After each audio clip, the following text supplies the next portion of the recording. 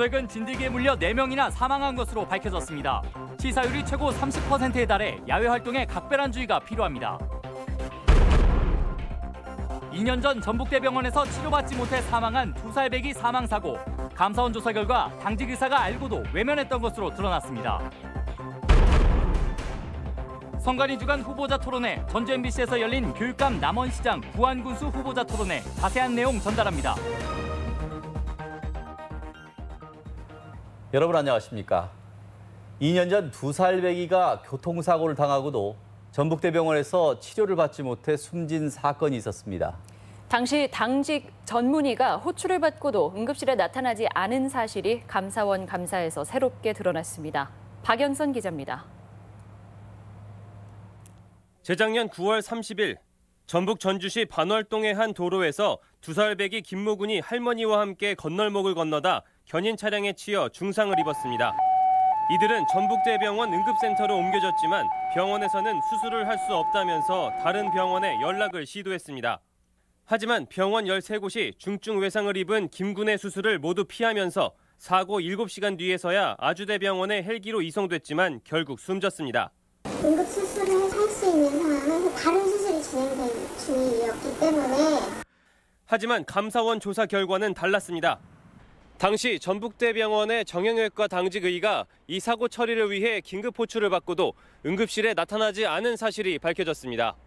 당직 의사는 사무실에서 학회 준비를 하고 있다가 호출에 응하지 않았고 김군이 아주대병원으로 이송된다는 얘기를 듣고도 응급실에 가지 않았습니다. 전북대병원 응급의료센터장은 그러나 아예 응급 호출이 없었던 걸로 거짓 보고를 했고 보건복지부는 이를 받아들였습니다. 감사원은 조사 결과를 바탕으로 해당 의사의 면허 정지나 취소를 검토하고 응급의료센터장에게 적정한 조치를 할 것을 보건복지부에 통보했습니다. MBC 뉴스 박연선입니다. 날씨가 무더워지면서 진드기에 물려 목숨을 잃는 사람이 부쩍 늘고 있습니다. 올 들어서만 전국적으로 벌써 10명째인데 야외 활동에 각별한 주의가 요구됩니다. 한범수 기자입니다. 전북 부안에 사는 62살 김모 씨는 야산에서 예초 작업을 한 뒤 극심한 피로와 발열 증세에 시달렸습니다. 몸살이 심해 대학병원에 입원했는데 검진 결과는 뜻밖이었습니다.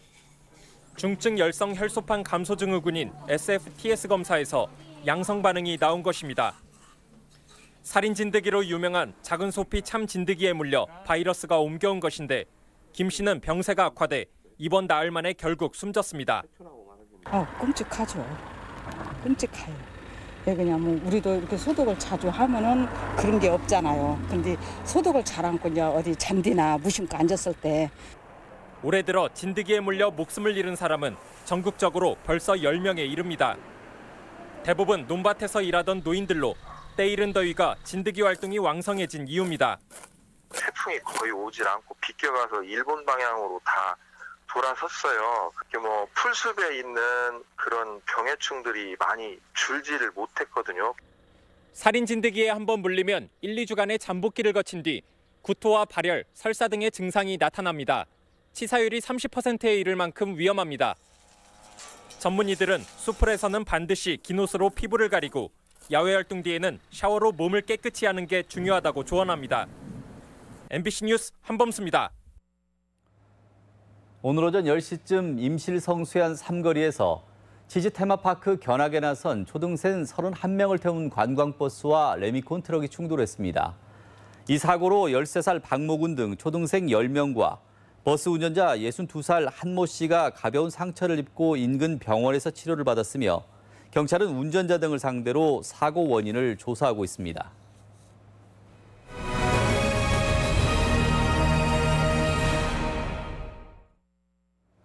지방선거를 앞두고 남원시장 후보 토론회가 전주 MBC에서 열렸습니다.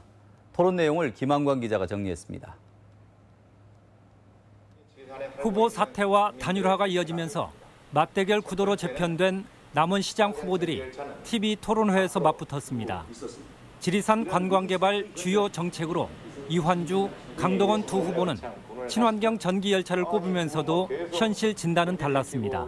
지금 상당히 터덕거리고 중간에 절름발이처럼 지금 꼬여 있긴 합니다만은 이 문제를 잘 풀어서 지리산 산악철도를 유치한다면 한국철도기술연구원과 예비 타당성 조사를 마치고 현재 국토교통부에 정책 연구를 위한 예산을 반영해 놓고 있습니다.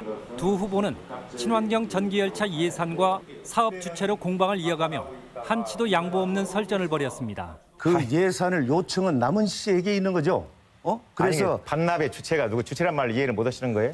서남대학교 폐교 대책으로 유치한 국립공공의과대학 설립 문제로도 두 후보는 대립했습니다. 남원 의료원이 거점 병원으로 활용할 수 있어야 되고 학교가 들어옴으로써 우리 지역 경제에 도움이 되는 것이기 때문에 이런 문제가 정책적인 판단. 보건복지부가 공공의료대학을 결정하기 전에 우리 시민들과 좀 더 소통의 기회가 있어서 시민의 의견이 반영됐으면 좋았을 텐데. 전통시장 활성화 방안으로 이환주 후보는 시장 특화 개발을, 강동원 후보는 5일장 날짜 변경을, 춘향제 세교화를 위해서도 이 후보가 공연예술 활성화를, 강 후보는 컨텐츠 보강으로 각각 해법이 갈렸습니다. MBC 뉴스 김한광입니다. 이어서 부안군수 후보 토론회는 박찬익 기자가 정리했습니다. 토론은 현 군수인 김정규 후보와 여당인 권익현 후보의 공방에 이목이 쏠렸습니다.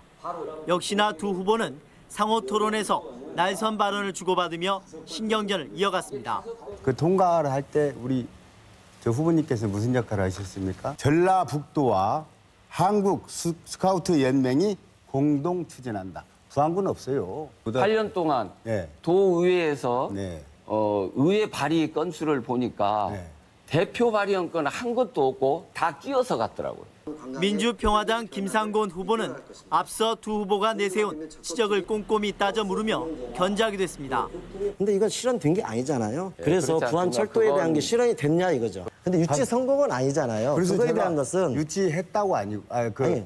바른미래당 김경민 후보는 새만금 부안 연결철도는 허구이고 실현 불가능한 장밋빛 전망이라며 나머지 후보들을 몰아세웠습니다.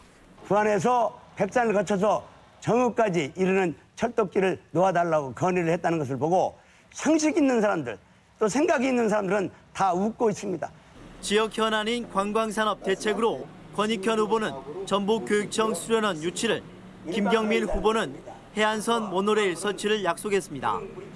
또 김상곤 후보는 새만금 항공레저센터 설립을 공약했고, 김정규 후보는 잼버리를 통해 캠핑 산업의 메카로 만들겠다고 말했습니다. MBC 뉴스 박찬혁입니다. 이번에는 교육감 후보 토론회입니다. 교육 현안을 놓고 치열한 공방이 오갔는데요. 강동엽 기자가 보도합니다. 교육계 화두로 떠오른 수능 절대평가에 대해서는 서거석 후보만 우려를 나타냈습니다. 절대평가를 지지하고 그리고 모든 과목에 대한 절대평가를 이루어야 한다고 생각합니다. 변별력이 떨어지게 되기 때문에 필연적으로 각 대학이 본고사를 부활할 것입니다. 학생부 종합전형의 인식에 대해서도 후보들 간의 차이를 보였습니다. 공정성 시비가 대단히 많이 진행되고 있는데 현재 부유층 학생에게 유리한 것이 사실입니다. 투명성에 문제가 있고 부유층에 유리하다라는 그런 입장에 대해서는 저는 반대 입장이 분명합니다. 기초학력 문제에 대해 날선 공방이 이어졌고 김 후보가 8년 동안 방치한 기초학력 문제를 바로잡겠다는 뜻인가요? 이명 후보께서는 그렇게 줄기차게 우리 전북의 교육을 폄하하시는지. 이명박 전 대통령의 측근인 김백준 전 총무비서관을 전북대 석좌 교수로 위촉한 데 대해서는 반복적으로 문제 제기가 이루어져 신경전이 벌어졌습니다. 이명박 정부 금고직인 김백준에게 석좌 교수 명예박사 학위를 주고 연봉도 6천만 원 통크게 쓰셨습니다. 전라북도의 정치권에 대한 시간이 얼마 안 남았으니까요. 창구가 없어가지고 도지사를 비롯해서 모든 기관장들이 거기에다가 줄을 대고 후보들은 공교육 문제는 갈피를 잡지 못하는 정부의 원인이 있다는 데 공감대를 나타냈습니다. 하지만 상대 비판과 인신공격성 발언도 적지 않아 아쉬움을 남겼습니다. MBC 뉴스 강동엽입니다. 단체장 후보들의 공약을 점검하는 시간, 오늘은 정읍시입니다. 정읍은 산업단지와 내장산 개발이 정체된 가운데 후보들 간의 개발과 보전 의견이 나뉘고 있습니다. 유룡 기자입니다. 민주당 유진석 후보는 김현미 국토부 장관과 국가산업단지 조성을 협의하고 있다며 국가 예산 1조 원 확보를 공약했습니다. 2,500억의 국비가 지원되는 사업이고 또 그걸 통해서 우리 예산 1조 원 시대를 곧 개막하겠다. 임기 중에 반드시 달성하겠다는 얘기고요. 민주평화당 정도진 후보는 내장호를 국립공원에서 재척해 레저단지를 조성하고 경마공원도 재추진하겠다고 밝혔습니다. 경마공원을 재유치해서 지역경제도 살리고 일자리도 만들어내서 희망 있는 정읍으로 꼭 만들어야 한다는 게 무소속 강광 후보도 첨단 산업단지 활성화와 내장산 개발을 통해 기업 유치 100개, 일자리 10,000개 창출을 공약했습니다. 온천장 센터를 지어서 온 국민들이 찾아주는 온천장을 만들고 거기에 장미꽃단지를 만들어서 사계절을 만들겠다는 것입니다. 무소속 이학수 후보 역시 바이오 산업단지 100만 평을 조성해 기업을 유치하고 일자리를 만들어내겠다며 개발에 대한 포부를 밝혔습니다. 우리 미래의 블루오션이기 때문에 우리 정읍 지역에 100만 평의 국가산업단지를 조성해서 순국비로 100개의 기업 유치와 10,000개의 일자리를. 반면 정의당 한병옥 후보는 뜬구름 잡는 개발 계획과 일자리 구호보다는 시민이 주인 되는 정읍시, 아이 키우기 좋은 정읍을 약속했습니다. 학부모, 장애인, 노인, 청소년들을 분야별로 시민위원회를 구성해서 그 위원회에서 제안하는 정책들을 정읍시가 적극적으로 반영하도록 하겠습니다. 무소속 김용채 후보 역시 강력한 환경 규제로 축산 악취를 없애 관광객이 다시 찾도록 하고 40년 적폐 정치를 추방하겠다고 밝혔습니다. 악취 방지법에 준해서 엄격한 관리 시스템을 운영하겠습니다. 민간 합동 감시 체제를 이용해서 24시간 감시체제에서 단속을 강화하겠습니다. 이 밖에도 김 후보는 1조 5천억 원 방사선 가속기를 유치해 산업단지를 활성화하겠다고 밝혔고, 한병옥 후보는 도서관 사서나 보조교사 등 공공 청년 일자리로 인구 유출을 막겠다고 공약했습니다. 이학수 후보는 정읍천 추억의 관광로 조성과 총체 사료용벼 활성화 사업을, 강광 후보는 정읍역 KTX 역세권에 쇼핑시설과 농수산물 판매시설 설치를 약속했고, 정도진 후보는 서울뿐 아니라 전주, 광주, 대전에도 장학숙을 만들어 인재를 키우겠다. 유진섭 후보는 정읍사 여인을 랜드마크로 육성해 1,000만 명의 관광객이 찾아오는 정읍을 만들겠다고 공약했습니다. MBC 뉴스 유룡입니다. 오는 금요일부터 지방선거 사전투표가 진행됩니다. 도 선관위는 오는 8일부터 이틀간 전주 33곳을 비롯해 도내 시군 사전투표소 241곳에서 사전투표가 이뤄진다며 신분증만 있으면 누구나 투표가 가능하다고 밝혔습니다. 가까운 사전투표소 위치는 선관위 홈페이지에서 확인할 수 있습니다. 잠시 후 8시 55분부터 전주 MBC 본격 시사 프로그램인 익슈 오타곤 첫 방송이 송출됩니다. 첫 시간인 오늘은 3년 전 일본 야스쿠니 신사 폭발물 설치범의 인권 침해 논란과 남북 협력 시대의 전북, 그리고 대한방지 개발 논란 등 지역 현안을 집중 조명합니다. 여러분들의 많은 시청 바랍니다.